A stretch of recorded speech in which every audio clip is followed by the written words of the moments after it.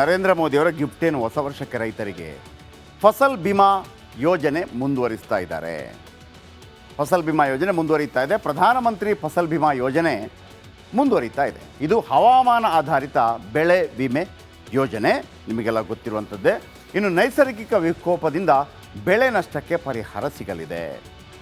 ಇಲ್ಲಿ ಬೆಳೆ ನಷ್ಟಕ್ಕೆ ಪರಿಹಾರ ಸಿಗುತ್ತಾದರೆ ಇನ್ನೂ ಕೂಡ ಅದರ ಬಗ್ಗೆ ಒಂದು ಕ್ಲಾರಿಟಿ ಇನ್ನೂ ಬೇಕಾಗಿದೆ.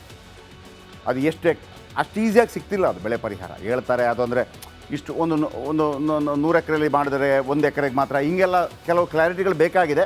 ಅದರ ಬಗ್ಗೆ ಇನ್ನು ಆದರೆ ಕೊಡ್ತಾ ಇದ್ದಾರೆ ಅನ್ನೋದೊಂದು ಸಮಾಧಾನ, ಅದು ಮುಂದುವರಿಬೇಕು. ಅದರ ಬಗ್ಗೆ ಇನ್ನೂ ಕೂಡ ಸ್ವಲ್ಪ ಕ್ಲಾರಿಟಿ ಬೇಕು, ಹೇಗೆ ಏನು ಎತ್ತ.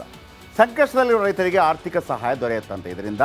ಜೊತೆಗೆ 2025-26 ಬೊಕ್ಕಸಕ್ಕೆ 69,515.71 ಕೋಟಿ ರೂಪಾಯಿ ಹೊರೆಯಾಗಲಿದೆಯಂತೆ. ಇನ್ನು ಸ್ವಯಂ ಚಾಲಿತ ಹವಾಮಾನ ಕೇಂದ್ರ, ಬ್ಲಾಕ್ ಮಟ್ಟದಲ್ಲಿ ಹವಾಮಾನ ಮಾಹಿತಿ ನೀಡಲಾಗುತ್ತೆ ಇದರಿಂದ. ಆಮೇಲೆ ಪಂಚಾಯಿತಿ ಮಟ್ಟದಲ್ಲಿ ಸ್ವಯಂಚಾಲಿತ ಮಳೆ ಮಾಪಕ ಸ್ಥಾಪನೆ ಮಾಡ್ತಾರೆ. ಹವಾಮಾನಕ್ಕೆ ತಕ್ಕಂತೆ ಬೆಳೆ ಬೆಳೆಯಲು ನೆರವಾಗಲಿದೆ. ಇದು ನೆಟ್ವರ್ಕ್ ಇಲ್ಲದ ಕುಗ್ರಾಮಗಳ ರೈತರಿಗೂ ಇದರಿಂದ ಲಾಭ ಆಗುತ್ತೆ. ಇದು ಕೇಂದ್ರ ಸರ್ಕಾರ ಕೊಡ್ತಾ ಇರುವಂಥದ್ದು. ಬಟ್ ಸಿದ್ದರಾಮಯ್ಯ ಸರ್ಕಾರ ಏನು ಮಾಡ್ತಾ ಇದೆ ಇದಕ್ಕೆ ಸಂಬಂಧಪಟ್ಟ ಹಾಗೆ ಅಂಥೇಳಿ. ಓಕೆ, ನಿಮ್ಮ ಬಳಿ ಪಂಪ್ ಸೆಟ್ ಇದ್ದರೆ 5 ಎಕರೆಗೂ ಕಡಿಮೆ ಭೂಮಿ ಇದ್ದವರಿಗೆ ಸಬ್ಸಿಡಿ ಸಿಗತ್ತೆ. ಪಂಪ್ ಸೆಟ್ ಇದ್ದರೆ ಇದೆಯಾ ಇಲ್ಲೋ ನೋಡಿ. 5 ಎಕರೆಗೂ ಕಡಿಮೆ ಭೂಮಿ ಇದ್ದವರಿಗೆ ಸಬ್ಸಿಡಿ ಕೊಡ್ತಾರೆ.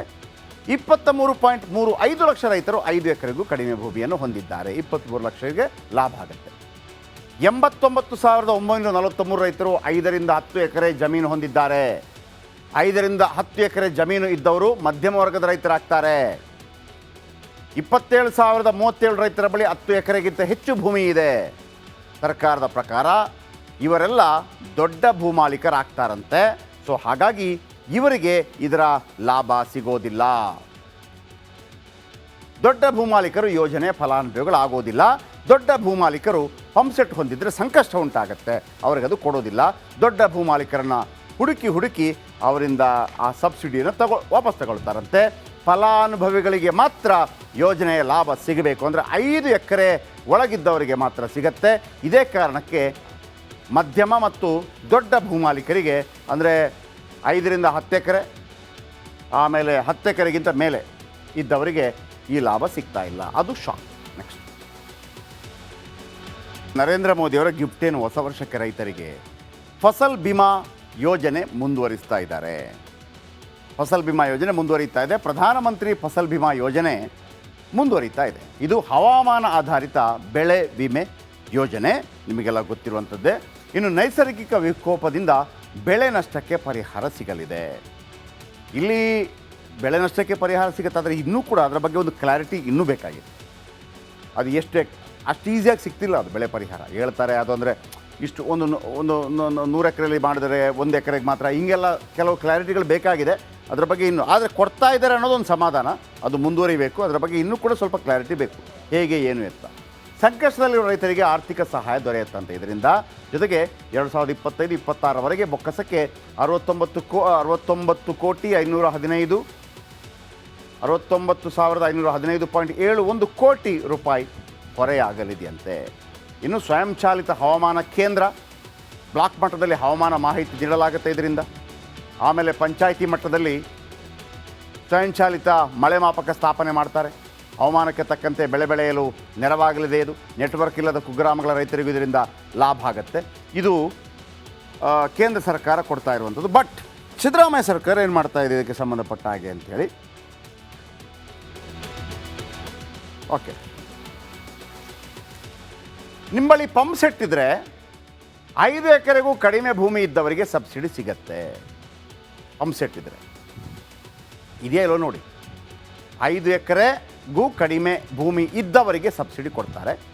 23.35 ಲಕ್ಷ ರೈತರು 5 ಎಕರೆಗೂ ಕಡಿಮೆ ಭೂಮಿಯನ್ನು ಹೊಂದಿದ್ದಾರೆ. 23 ಲಕ್ಷಕ್ಕೆ ಲಾಭ ಆಗುತ್ತೆ. 89,943 ರೈತರು 5ರಿಂದ 10 ಎಕರೆ ಜಮೀನು ಹೊಂದಿದ್ದಾರೆ. 5ರಿಂದ 10 ಎಕರೆ ಜಮೀನು ಇದ್ದವರು ಮಧ್ಯಮ ವರ್ಗದ ರೈತರಾಗ್ತಾರೆ. 27,037 ರೈತರ ಬಳಿ 10 ಎಕರೆಗಿಂತ ಹೆಚ್ಚು ಭೂಮಿ ಇದೆ. ಸರ್ಕಾರದ ಪ್ರಕಾರ ಇವರೆಲ್ಲ ದೊಡ್ಡ ಭೂಮಾಲೀಕರಾಗ್ತಾರಂತೆ. ಸೊ ಹಾಗಾಗಿ ಇವರಿಗೆ ಇದರ ಲಾಭ ಸಿಗೋದಿಲ್ಲ. ದೊಡ್ಡ ಭೂಮಾಲೀಕರು ಯೋಜನೆ ಫಲಾನುಭವಿಗಳಾಗೋದಿಲ್ಲ.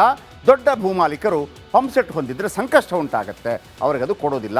ದೊಡ್ಡ ಭೂಮಾಲೀಕರನ್ನ ಹುಡುಕಿ ಅವರಿಂದ ಆ ಸಬ್ಸಿಡಿಯನ್ನು ವಾಪಸ್ ತಗೊಳ್ತಾರಂತೆ. ಫಲಾನುಭವಿಗಳಿಗೆ ಮಾತ್ರ ಯೋಜನೆಯ ಲಾಭ ಸಿಗಬೇಕು ಅಂದರೆ 5 ಎಕರೆ ಒಳಗಿದ್ದವರಿಗೆ ಮಾತ್ರ ಸಿಗತ್ತೆ. ಇದೇ ಕಾರಣಕ್ಕೆ ಮಧ್ಯಮ ಮತ್ತು ದೊಡ್ಡ ಭೂಮಾಲೀಕರಿಗೆ ಅಂದರೆ 5ರಿಂದ 10 ಎಕರೆ ಆಮೇಲೆ 10 ಎಕರೆಗಿಂತ ಮೇಲೆ ಇದ್ದವರಿಗೆ ಈ ಲಾಭ ಸಿಗ್ತಾ ಇಲ್ಲ. ಅದು ಶಾಕ್. ನೆಕ್ಸ್ಟ್, ನರೇಂದ್ರ ಮೋದಿಯವರ ಗಿಫ್ಟ್ ಏನು ಹೊಸ ವರ್ಷಕ್ಕೆ ರೈತರಿಗೆ ಫಸಲ್ ಬಿಮಾ ಯೋಜನೆ ಮುಂದುವರಿಸ್ತಾ ಇದ್ದಾರೆ.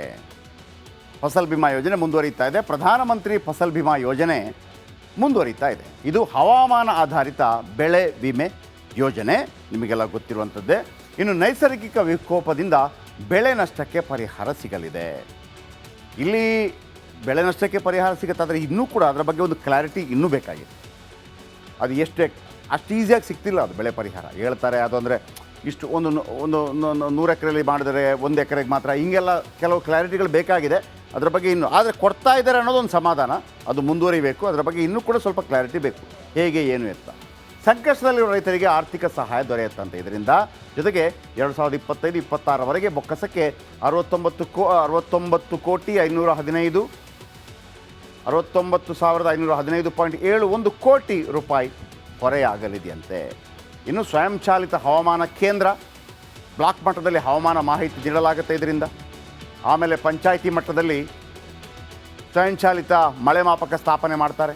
ಹವಾಮಾನಕ್ಕೆ ತಕ್ಕಂತೆ ಬೆಳೆ ಬೆಳೆಯಲು ನೆರವಾಗಲಿದೆ ಇದು. ನೆಟ್ವರ್ಕ್ ಇಲ್ಲದ ಕುಗ್ರಾಮಗಳ ರೈತರಿಗೂ ಇದರಿಂದ ಲಾಭ ಆಗುತ್ತೆ. ಇದು ಕೇಂದ್ರ ಸರ್ಕಾರ ಕೊಡ್ತಾ ಇರುವಂಥದ್ದು. ಬಟ್ ಸಿದ್ದರಾಮಯ್ಯ ಸರ್ಕಾರ ಏನು ಮಾಡ್ತಾ ಇದೆ ಇದಕ್ಕೆ ಸಂಬಂಧಪಟ್ಟ ಹಾಗೆ ಅಂಥೇಳಿ. ಓಕೆ,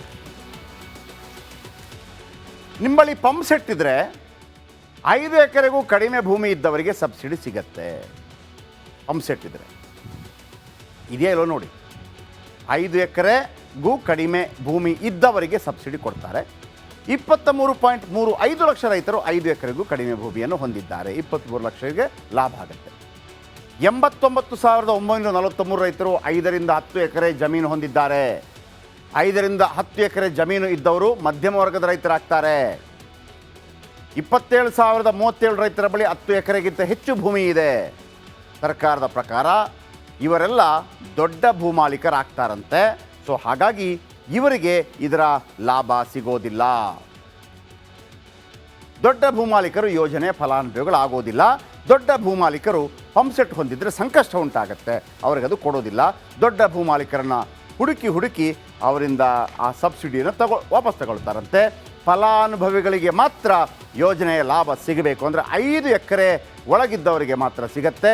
ಇದೇ ಕಾರಣಕ್ಕೆ ಮಧ್ಯಮ ಮತ್ತು ದೊಡ್ಡ ಭೂಮಾಲೀಕರಿಗೆ ಅಂದರೆ 5ರಿಂದ 10 ಎಕರೆ ಆಮೇಲೆ 10 ಎಕರೆಗಿಂತ ಮೇಲೆ ಇದ್ದವರಿಗೆ ಈ ಲಾಭ ಸಿಗ್ತಾ ಇಲ್ಲ. ಅದು ಶಾಕ್. ನೆಕ್ಸ್ಟ್, ಮಾಡಿದ್ರೆ ಸಬ್ಸಿಡಿ ದರದಲ್ಲಿ ಡಿಎಪಿ ಗೊಬ್ಬರ ವಿತರಿಸುವ ಯೋಜನೆಯನ್ನ ಮತ್ತೊಂದು ವರ್ಷ ವಿಸ್ತರಣೆ ಮಾಡಲಾಗುತ್ತೆ ಅಂತ ಮೋದಿ ಹೇಳಿದ್ದಾರೆ. ಹೌದು, 2025ರ ಮೊದಲ ಕ್ಯಾಬಿನೆಟ್ನ ಮೊದಲ ನಿರ್ಣಯವನ್ನ ದೇಶದ ಕೋಟಿ ರೈತರಿಗೆ ಪ್ರಧಾನಿ ಮೋದಿ ಸಮರ್ಪಿಸಿದ್ದಾರೆ. ಈ ಮೂಲಕ ಅನ್ನದಾತನಿಗೆ ನ್ಯೂ ಇಯರ್ ಗಿಫ್ಟ್ ನೀಡಿದ್ದಾರೆ. ರೈತರ ಕಲ್ಯಾಣಕ್ಕೆ ಆದ್ಯತೆ ನೀಡುತ್ತಿರುವ ಕೇಂದ್ರ ಸರ್ಕಾರ ಡಿಎಪಿ ರಸಗೊಬ್ಬರ ಬೆಲೆಯಲ್ಲಿ ಬದಲಾವಣೆ ಮಾಡಿರಲಿಲ್ಲ. 2024ರ ಏಪ್ರಿಲ್ 1ರಿಂದ ಡಿಸೆಂಬರ್ 31ರವರೆಗೆ ವಿಶೇಷ ಪ್ಯಾಕೇಜ್ಗೆ 2024ರ ಜುಲೈನಲ್ಲಿ ಸಚಿವ ಸಂಪುಟ ಅನುಮೋದನೆ ನೀಡಿತ್ತು. ಈಗ ಆ ಯೋಜನೆಯನ್ನ ಮುಂದುವರಿಸಲಾಗಿದ್ದು ಕೇಂದ್ರ ಸರ್ಕಾರದ ಬೊಕ್ಕಸಕ್ಕೆ 3,850 ಕೋಟಿಗೂ ಹೆಚ್ಚು ಹೊರೆಯಾಗಲಿದೆ. ರೈತರಿಗೆ ಶಾಕ್ ಕೊಡಲಿದೆ ಕಾಂಗ್ರೆಸ್ ಸರ್ಕಾರ. ವಿದ್ಯುತ್ ಪಂಪ್ಸೆಟ್ ಸಬ್ಸಿಡಿ ರಾಜ್ಯ ಸರ್ಕಾರದ ಬೊಕ್ಕಸಕ್ಕೆ ಭಾರವಾಗ್ತಾ ಇದೆ. ಆದ್ದರಿಂದ ಸಬ್ಸಿಡಿಯನ್ನ ಪರಾಮರ್ಶೆ ನಡೆಸಲು ಸರ್ಕಾರ ಮುಂದಾಗಿದೆ. ಒಂದು ವೇಳೆ ಈ ನಿರ್ಧಾರ ಕೈಗೊಂಡಿದ್ದೇ ಆದರೆ ವಾರ್ಷಿಕ 5,000 ಕೋಟಿಯ ಹೊರೆ ತಗ್ಗಲಿದೆ. News desk, Republic Kannada.